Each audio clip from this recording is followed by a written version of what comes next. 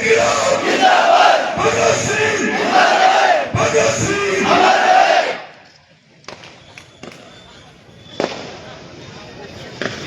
बापावर कस्बे के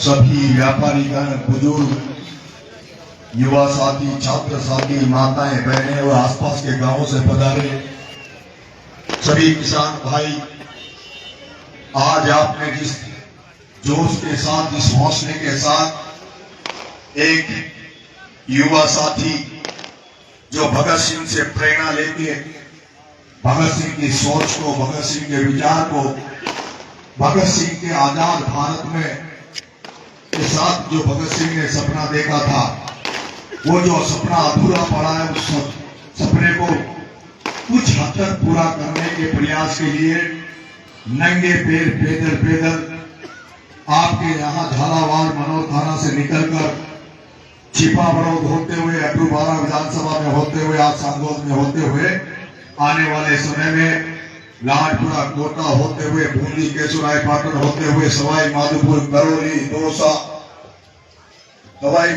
करौली दौसा अलवर धौलपुर जयपुर होती हुई ये पैदल यात्रा टोंक में उस जगह इसका समापन होगा जहां लाखों लोगों ने मेरी रिहाई के लिए सभा करी थी।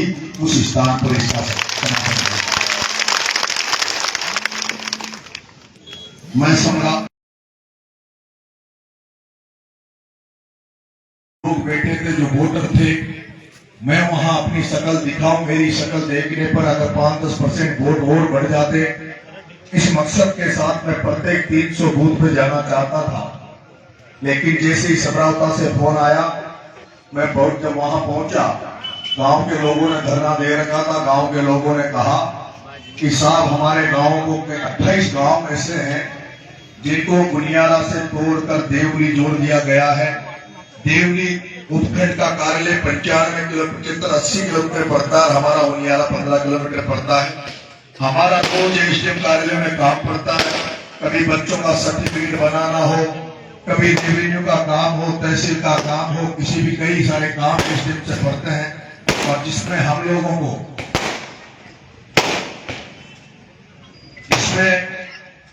को मजबूरी वश किराया लगा के उनियारा की जगह हमें देवली जाना पड़ता है। इसलिए हम बहुत दिनों से मांग कर रहे हैं कि हमारे गांव को समरावता में उनियारा में जोड़ दिया जाए। मैंने कहा दिक्कत क्या है? तब एसडीएम को ज्ञापन दे दिया, कलेक्टर को दे दिया, मंत्री एमएलए को दे दिया, यहाँ के लोकल सांसद को दे दिया, कोई सुन नहीं रहा। तो हम तो चाहते हैं कि कम से कम आज आके वो लिखित में हमारा ज्ञापन ले ले, हमें आश्वस्त कर दे, तो हम लोग ये बहिष्कार बंद कर देंगे। मैं जब गया तो जिला कलेक्टर ने वहां आदेश, जिला कलेक्टर से मेरी बात हुई, वो सब तो आपने देख ही लिए होंगे, बहुत सारे सोशल मीडिया पे वो चला था, बहुत लंबा चला था। लेकिन एक दिन वहां के डिस्ट्रिक्ट जज साहब, टोंक के डिस्ट्रिक्ट जज साहब जेल का निरीक्षण करने आए। 26 जनवरी अभी अगस्त था, 26 जनवरी थी शायद, 26 जनवरी का समय था। 26 जनवरी को डिस्ट्रिक्ट जज साहब जब झंडा फहराने जेल में बंदियों से मिलने आए, उस दिन मुझे भी वहां बंदियों के साथ साथ बोलने का मौका मिला।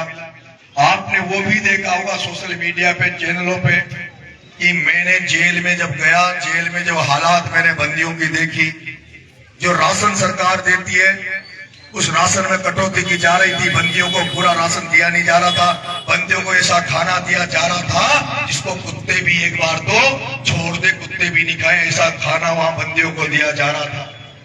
मैं जब जेल में गया तो मेरे लिए वीआईपी व्यवस्था थी, सब्जी अलग बनती थी, रोटी अलग मिलती थी, मुझे बेरिक अच्छा मिला हुआ था, मेरे साथ ज्यादा भीड़ भाड़ नहीं था। लेकिन जब मैंने 5-7 दिन बाद में देखा कि जिस टोंक जेल में 400 बंदी रहते हैं, वो 400 बंदी जो सब्जी खाते हैं, दाल में दाल नहीं दिखती, सब्जी में मिर्ची नहीं है, सब्जी में मसाले नहीं है, तेल नहीं है, रोटियां जली हुई है। मैंने कहा मेरे 400 बंदी जो खाना खाते हैं, नरेश मीणा भी वही खाना खाएगा, नरेश मीणा अलग से सब्जी नहीं खाएगा, नरेश मीणा अलग से नहीं रहेगा, नरेश मीणा वही खाना खाएगा जो 400 बंदी खाएंगे। फिर शुरू में मैंने सोचा कि जेल में ऊपर का जो सरकार वो इतना ही माल देती होगी। लेकिन मुझे 5-7 दिन बाद में पूरी, जब मैं जेल को समझ गया, पूरी जेल में घूमने लगा, और जब पूरी जेल को समझ गया तो मुझे पता लगा कि 100 बंदियों पे एक दिन का 200 रुपए का राशन आता है, एक बंदी का 200 रुपए का राशन आता है एक बंदी का। 400 बंदी, एक बंदी का 200 आ रहा है, तो 400 बंदियों का कितना हुआ? हाँ जी, 80,000। 80,000 कितने दिन का? एक दिन का। तो एक महीने का कितना हो गया? हाँ जी,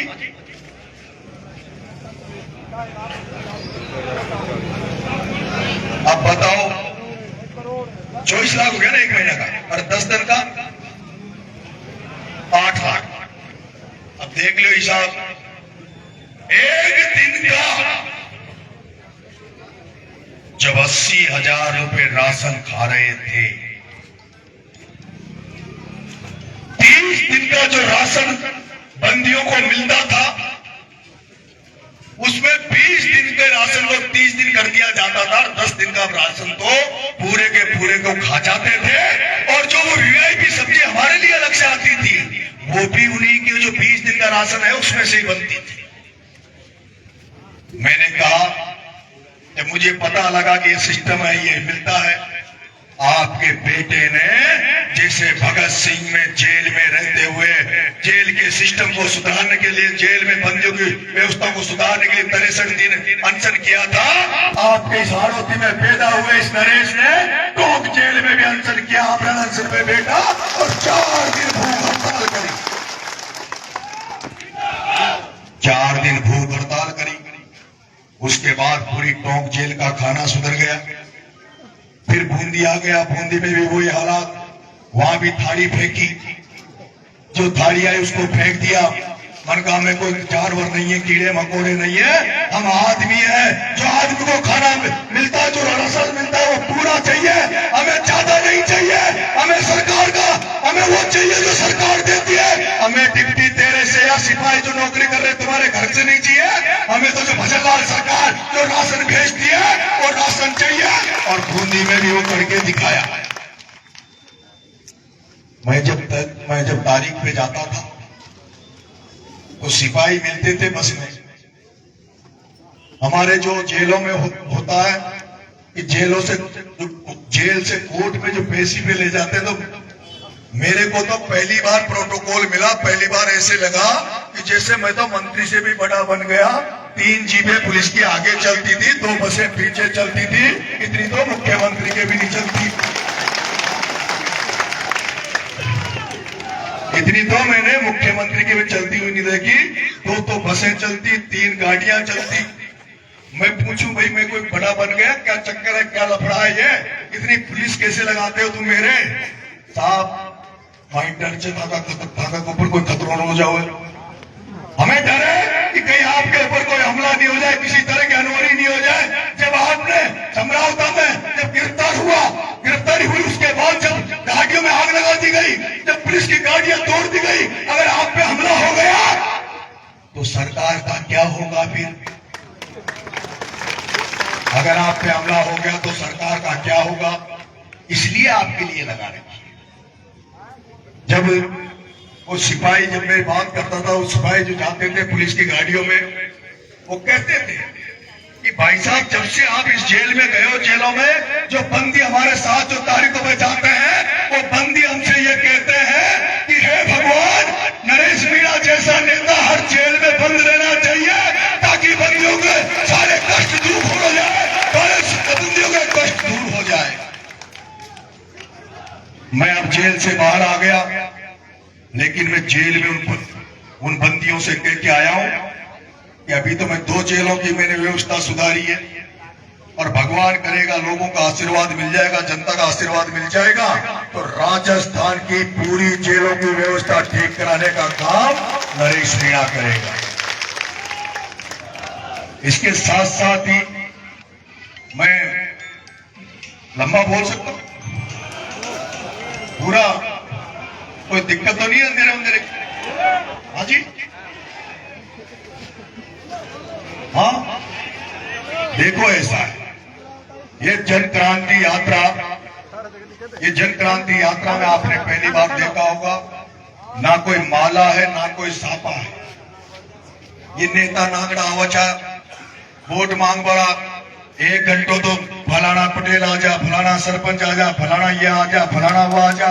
बेचारी जनता तो भाषण सुनवा आवचे, जनता तो बाता सुनवा आवचे, 1 घंटो तो नेता उम्र निकाल दे छे। हमारे यहाँ ये नहीं है।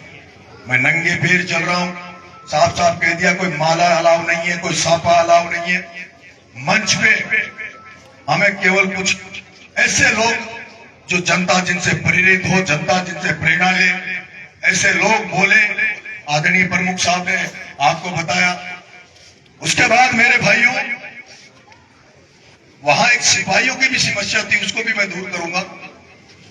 एक दिन 26 जनवरी को डिस्ट्रिक्ट जज साहब जेल में आ गए, मुझे बोलने का मौका दिया। जब मैं आदरणीय डीजी साहब टोंक के जो डिस्ट्रिक्ट जज थे, उनके सामने जब मुझे बोलने का मौका दिया, तो मैंने उस दिन कहा था कि आदरणीय जज साहब, मैंने गलती तो की है, मैंने गलती की है, लेकिन जो मैंने गलती की है उसकी सजा जो बनती है वो मुझे दे दो। लेकिन उससे ज्यादा सजा जो आप दे रहे हो, उससे तो न्यायपालिका पे एक बहुत बड़ा प्रश्न चिन्ह लग जाएगा। न्यायपालिका पे इतना बड़ा प्रश्न चिन्ह लगेगा, क्योंकि न्यायपालिका तो उसी दिन बदनाम हो गई जब हाई कोर्ट के जज के घर में करोड़ों रुपए मिलते हैं और उस जज का इस देश में कोई इलाज नहीं होता। उस न्यायपालिका में जो भ्रष्टाचार घुस जाता है, न्यायपालिका में बैठे जज से भ्रष्टाचार करने लग जाता है, तो किसी की दम नहीं है जो उसके खिलाफ बोले। कोई की दम नहीं है जो जजों के खिलाफ बोल जाए। मैं 8 महीने रहा, घर वाले भी मिलने जाते थे और लोग भी मिलने जाते थे। आंदोलन की रूपरेखा बनी, सब कुछ हुआ, सब कुछ तय हुआ। आप सबको पता है 25 फरवरी को राजस्थान विधानसभा का घेराव था। राजस्थान की आईबी ने रिपोर्ट पेश करी कि 4.5 लाख लोग जयपुर में आ रहे, 4.5 लाख लोग विधानसभा को घेरेंगे। और वो भी जब नरेश मीणा के समर्थक आ रहे हैं, जो नरेश मीणा की जो स्टाइल है काम करने की, नरेश मीणा के समर्थक भी नरेश मीणा की जैसे हैं। अगर 4.5 लाख लोग अगर जयपुर में आ गए तो चक्का जाम हो जाएगा, सरकारें अस्त व्यस्त हो जाएगी, तख्ते पलट हो जाएंगे, सरकार को बचा नहीं पाएगी, सरकार संभाल नहीं पाएगी, और कोई बड़ा जनसंहार हो सकता है, बड़ा जनहानि हो सकती है। उसके बाद राजीनामा हुआ, समझौता हुआ। समझौता होने के बाद में मैं जब छूटने का समय आ रहा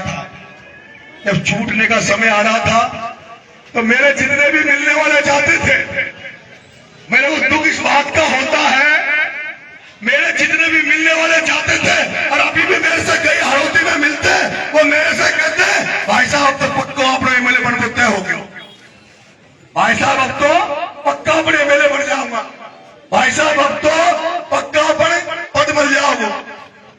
अरे मेरे भाइयों, मैं उस राजस्थान विश्वविद्यालय की राजनीति सीख के आया हूं, जहां ये भाया वगैरह प्रताप सिंह सिंघवी वगैरह तो उस जयपुर की तरफ सीखने गए हैं, और मैं तो सीख कर उधर से आया हूं। ये लोग तो राजनीति यहां से जाकर वहां सीखने गए जयपुर में, लेकिन नरेश मीणा तो राजनीति की नर्सरी राजस्थान विश्वविद्यालय से सीखी है। राजस्थान की राजधानी से राजनीति सीख कर आया हूं, जयपुर से राजनीति सीख के आया हूं, और ऐसी राजनीति सीख के आया हूं तो सारे नेताओं को चक्कर की तरफ घुमा दूंगा, चक्कर की तरफ।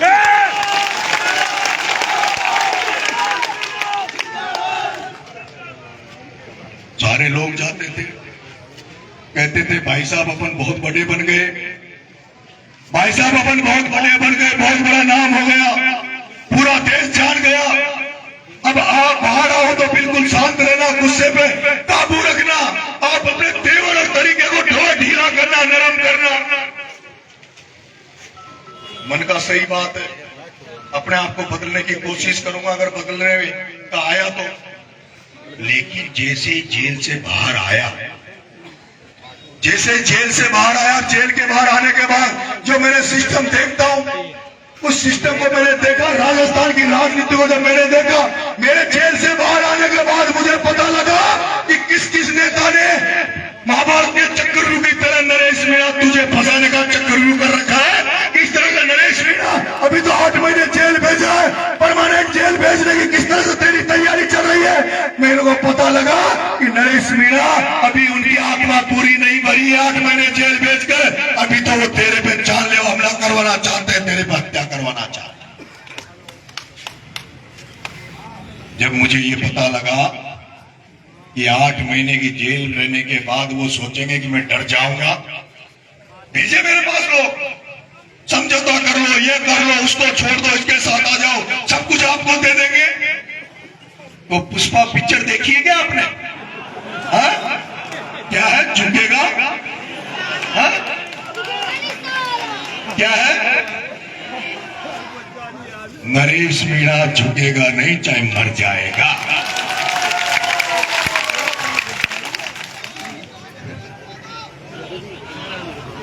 मैंने एक दिन अचानक से बाबा खाटू के दरबार में ढोक देने के बाद, और मेरे को ऐसा लगता है कि जिस तरह का समरावता में कांड हुआ था, उस दिन जिस तरह का कांड हुआ था, गोलियां चल रही थी, बंदूकें चल रही थी, तो वो गोले जो गैस के गोले होते हैं, जो मिर्ची बम होते हैं, वो फेंके जा रहे थे। रात को 3 बजे हमारे पास खबर आई कि एक माँ और 2 बच्चे इस घटनाक्रम में एक्सपायर हो गए। लेकिन इस बाबा खाटू श्याम की कृपा रही कि उस दिन भी कोई जनहानि नहीं हुई। 8 महीने जेल में रहने के बाद भी मैं सेफ बाहर निकल के आ गया। और अभी अचानक जेल से बाहर आने के बाद एक दिन रात में अचानक दिमाग में एक चीज आई कि क्यों ना जो अभी मुद्दे, ऐसे मुद्दे जिनको अन्ना हजारे सही नहीं कर पाया, जिनको कांग्रेस कभी सही नहीं कर पाई, जिनको नरेंद्र मोदी सही नहीं कर पाया, नरेश जो भगत सिंह ने सपना देखा था, वो सपना अधूरा पड़ा है। उस सपने के लिए नरेश तुझे लड़ना चाहिए, तुझे सड़क पर निकलना चाहिए। और नरेश तेरे को तू जब निकलेगा तो मैंने ये किताबें बहुत, इस बार जेल गया तो ये भगवान उनको धन्यवाद देना चाहता हूं जिन्होंने जेल भेजा, उनको धन्यवाद देना चाहता हूं जिन्होंने जेल भेजा। और मैं तो कह रहा था मेरे घर वालों से, अरे मुझे अभी मत छुड़ाओ, बाहर काम भी नहीं है, अभी तो चुनाव भी 2.5 साल बाद बचे, 5 साल बाद में छुड़ा लीजिए और गुस्सा आवा दो जनता को और भावना पड़वा दो। और जब बाहर आओ जब जल्दी बेगर न बन जाओगा, लेकिन यहाँ ने बेगर छुड़ा लियो, यहाँ ने बेग जल्दीबाजी कर दी। मैं जब वहां सोच रहा था, मेरे भाइयों, मेरे युवा प्यारी भाइयों, किसान भाइयों, भगत सिंह ने हंसते हंसते इस देश की आजादी के लिए फांसी का फंदा अपने गले में डाल लिया था। महाराणा प्रताप ने राजपाट, गढ़, किले, हाथी, घोड़े, सैनिकों को सबको छोड़कर केवल अधीनता स्वीकार नहीं की, इसलिए गढ़, किले सब छोड़कर जंगल में घास की रोटी महाराणा प्रताप ने खाई। झांसी की रानी ने सब कुछ छोड़कर अंग्रेजों की सल्तनत से लड़ते लड़ते अपने प्राण न्यौछावर कर दिए। आज वो जहां कहीं भी होंगे, जिस भारत के लिए लड़े, वो इस देश के लिए लड़े, वो क्या सोच रहे होंगे कि उन्होंने क्या इस देश के लिए, आज जो देश बना हुआ, जिस तरह का देश में हालात हो गए, क्या इस देश में इस हालातों के लिए उन्होंने क्या अपनी कुर्बानियां दी थी क्या? मैं पूछना चाहता हूं, भगत सिंह ने नारा दिया था, भगत सिंह का ये संकल्प सपना था कि भारत देश धर्मनिरपेक्ष होना चाहिए, भारत देश समाजवाद होना भारत में चाहिए, भ्रष्टाचार नहीं होना चाहिए, चारों तरफ सब लोगों को न्याय होना चाहिए। मैं पूछना चाहता हूं, ये जो जन क्रांति यात्रा में निकाल रहा हूं, 11 मुद्दों के साथ निकाल रहा हूं, वो जो मिलावटखोर जो तुम्हें रोज कैंसर परोस रहे, तुम्हें हार्ट अटैक परोस रहे, जो मिठाइयों में जहर मिला रहे, जो दूध में जहर मिला रहे, जो सब्जियों में जहर मिला रहे, जो खाद बीज में जहर मिला रहे, आज हमें दुख होता है। मेरे गांव में भी चले जाओ तो गांव में भी अगर पड़ोसी के घर से घी लोगे तो वहां भी शक होता है कि ये घी असली है कि नहीं है, शक होता है ये घी असली है कि नहीं है। गांव में चले जाओ, कोई साफा वाला आदमी मिलता नहीं है, 70 साल से बुजुर्ग कोई दिखता नहीं है, क्योंकि लकवा आ रहा है, कैंसर आ रहा है, आपके क्या नाम से हार्ट अटैक, बच्चों, छोटे छोटे बच्चों के हार्ट अटैक आ गया। ये क्यों हो रहा है? क्योंकि कि खाद्य पदार्थों में मिलावट का दौर चल रहा है, उस मिलावट की वजह से आज हर घर में बीमारी है, हर व्यक्ति बीमार है। दूसरा, नशा। मैं इस राजस्थान को नशा मुक्त बनाना चाहता हूं। नशा इसमें आपके यहाँ बपौर में भी होंगे। वो नशेड़ी जो नशा करते हैं, पहले खुद के शरीर को खत्म करते हैं, फिर परिवार को खत्म करते हैं, और जब परिवार से खुद से उनके नशे की पूर्ति नहीं होती तब वो आसपास चोरियां करते, चकारियां करते, आसपास के वातावरण को गंदा करते, रात में लोगों को, सोते हुए लोगों को मार देते, एक पूरी स्मैक के चक्कर में हत्या कर देते हैं, एक पूरी स्मैक के चक्कर में हत्या। मैं कहना चाहता हूं, लेकिन वो जो स्मैक ने जिनको नशा लग गया उनकी उतनी बड़ी गलती नहीं है, लेकिन इस बपौर में भी जो स्मैक पी रहे, कोई तो पूरी बेच रहा होगा, यहाँ कोई तो पीट की पूरी का धंधा कर रहा होगा। मैं पूछना चाहता हूँ कि यहाँ के थानेदार को ये पता नहीं है कि कौन कौन पूड़ियां बेच रहा है?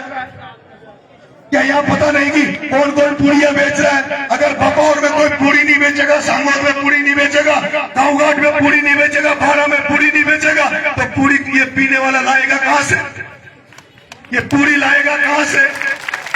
और जब इसलिए मैंने दूसरी मांग मेरी ये है कि राजस्थान को नशा मुक्त करूं, लेकिन सरकारों के भरोसे तो कुछ होने वाला नहीं है।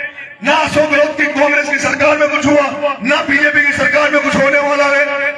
पंजाब में नशा जिस तरह से फैल गया था, पंजाब में जिस तरह से कैंसर के मरीज आ रहे थे, पंजाब से कैंसर की ट्रेनें भर के राजस्थान में आती थी, और आज राजस्थान में भी हर गांव में हर 2-4 घर छोड़ के कैंसर घुस गया, हर 2-4 घर में कैंसर घुस गया। उस कैंसर का इनका कारण केवल ये नशा है। मैं आपसे कहना चाहता हूँ, बपौर के व्यापारियों, बपौर के किसानों, बपौर के जनप्रतिनिधियों, मैं कहना चाहता हूँ, अगर आज आप तय कर लो, कसम खा लो, यहाँ के थानेदार से कह दो कि थानेदार, अगर कोई ने पूरी बेचता मिल गया, पता लग गया ये फलाना आदमी स्मैक बेचता है, वो स्मैक बेचने वाला अपने परिवार को पालने के लिए, अपने बच्चों को पालने के लिए हजारों परिवारों को खून कर रहा है, हजारों परिवारों को बर्बाद कर रहा है।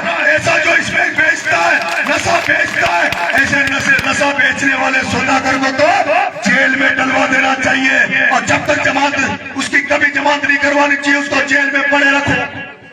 इसलिए मैं जन क्रांति निकाल रहा हूं कि राजस्थान नशा मुक्त हो। 8 बजे के बाद सरकार का रवैया है कि शराब की दुकानें नहीं खुलेगी, लेकिन मेरे को लगता है कि 8 बजे के बाद ही दुकानें चालू होती है। 8 सरकार का नियम है कि शराब की दुकानें 8 बजे के बाद नहीं खुलनी चाहिए, लेकिन मुझे तो ऐसा लगता है कि दारू की दुकानें 8 बजे के बाद खुलती है। आप जितने भी इस रोड पे वो है, क्या बोलते हैं, ढाबे, उन ढाबों पे चले जाओ, उन सारे ढाबों पे कभी भी चले जाओ, अभी चले जाओ तो बियर मिल जाएगी, बोतल मिल जाएगी। 2 बजे ले लो, 3 बजे ले लो, रात को फिर वो लोग पी के, और फिर दारू पीने के बाद तो आदमी होश रहता नहीं है। मेरी माताएं बहनें परेशान है दारूडियों से। दारू अगर बपौर में मिले, छोटी बपौर में नहीं मिले, तो छोटी बपौर में 1 क्वार्टर पी के आदमी सो जाएगा, दूसरा क्वार्टर लेने के लिए उसको 2 किलोमीटर 3 किलोमीटर आना पड़ेगा, उसको हो सकता है 3 किलोमीटर नहीं चल पाए। लेकिन जब गांव में मिल जाती है दारू, तो गांव में मिलने वाला क्वार्टर पीता, फिर क्वार्टर थोड़ी कम होती, फिर दूसरा ले आता, फिर तीसरा ले आता। इस वजह से हमारा इस समाज बर्बाद हो रहा है। इसलिए जन जागृति आंदोलन है, जन क्रांति आंदोलन है, इसके माध्यम से जनता को भी जगाना चाहता हूँ और सरकारों को भी जगाना चाहता हूँ। इसलिए मेरे मुद्दे हैं, भ्रष्टाचार खत्म हो। भ्रष्टाचार खत्म कैसे हो मेरे भाइयों? ये जो थाने बने हुए हैं, ये जो तहसीलें बनी हुई है, एसडीएम बना हुआ है, अगर जो तहसील जो जनता के जनार्दन के इस काम के लिए बना है, जो थाना आम जन को न्याय दिलाने के लिए बना है, और अगर उस थाने के अंदर अगर थानेदार आम जन से पैसा लेकर उसके साथ काम करता हो, तो उस थाने में आग लगा देनी चाहिए। वो थाना कोई काम का नहीं है, वो थाना कोई काम का नहीं। जिस थाने को आम जन की मदद के लिए बनाया है, जिस थाने को कमजोर गरीब की रक्षा के लिए बनाया है, अगर वो थाना गरीब और कमजोर की रक्षा नहीं कर पाए, वो थाना बड़े लोगों की अतिताइयों की बात माने, तो उस थाने को आग लगा देना चाहिए। उस थाने का रहने का कोई मतलब नहीं। मैं वोट करता हूँ। तहसील में जाओ, अगर तहसील आपके तहसीलदार भ्रष्टाचार कर रहा है, तहसीलदार पैसे खाता है, पैसे लेता है, तो फिर उस तहसील का मतलब क्या है? जिस तहसील में बिना पैसे के काम नहीं होता। और मैं आपसे कहना चाहता हूँ, एक भी आदमी इस जगह ऐसा नहीं होगा, एक भी आदमी ऐसा नहीं होगा जो ये कह दे कि मैंने बिना एक पूरे टाइम में एक बार भी रिश्वत नहीं दी होगी। प्रमुख साहब ने भी रिश्वत दी होगी, पटेल जी ने भी किसी काम में दी होगी, जितने बैठे इन्होंने देता है आपके, इन्होंने भी रिश्वत दी होगी, आप सबने रिश्वत दी होगी, कहीं न कहीं किसी न किसी रूप में रिश्वत जरूर दी होगी। क्योंकि हमने तो समझौता कर लिया, हमने तो ये मान लिया बिना पैसे दिए तो काम होगा ही नहीं। हमने तो ये मान लिया अगर 151 का मुकदमा हो गया, बीट कांस्टेबल गांव में आ गया, तो हम तो डर के सुबह सुबह भाग के जाएंगे। सिपाही थानदार जी सिपाही आयो छो आएगा जो पतो न साहब तो भाई अपना सा पैसा दे दे, बड़ो केस बन रहे हो जो 151 में छोड़ देगा, केस बड़ो बन रहे हो जो 151 में छोड़ देगा। 307 को केस होगो, 307 को केस होगो तो रेट बढ़ जाओगी, पैसा दे देगा तो 307 को 323 में बदल देगा। और अगर 323 को केस पैसा न दिया तो 307 में बदल जाओगे। जिसे मारो ऊपर लागो जो मारे ऊपर मुकदमा बोलो जो 323, 342, 332, 353 को और लगा दो जानलेवा हमला को। मैंने कहा जान लीजिएगा, थप्पड़ दीजिए, मैंने जान लीजिए। मैंने कहा एक बड़ा अधिकारी एक एसडीएम आपके अपने अधीनस्थ जो छोटी नौकरी करती है आंगनबाड़ी की महिला चित्रा मीणा, वो आंगनबाड़ी की महिला चित्रा मीणा का हाथ पकड़ के एसडीएम कहता है कि वोट दे नहीं तो तेरी नौकरी खा जाऊंगा, वोट दे नहीं तो तेरी नौकरी खा जाऊंगा। जबरदस्ती वोट दिला देता है। मैं धन्यवाद दूंगा उस चित्रा मीणा के माँ बाप को कि वो धन्य है जिसने नौकरी की परवाह किए बिना भी ईमानदारी पे खड़ी रही, न्याय पे खड़ी रही और पूरे एसपी कलेक्टर सरकार पूरी ताकत लगा ली चित्रा मीणा को चेंज करा दे, स्टेटमेंट चेंज करा दे, लेकिन नहीं की। मेरी आंखों के सामने मैं राजनीति करूं, जनसेवा करूं, मेरी आंखों के सामने कोई एसडीएम किसी महिला का हाथ पकड़ के उसकी बेइज्जती कर दे, उसमें दादागिरी करे, फिर मैं थप्पड़ नहीं दूं तो क्या करता भाई? मैं थप्पड़ नहीं दूं तो मैं क्या करता? मैं कहना चाहता हूं कई लोग 8 महीना की जेल क्यों चो डर जाते, 8 ना तो 8 महीना से डरता, मैं 8 साल से डरता।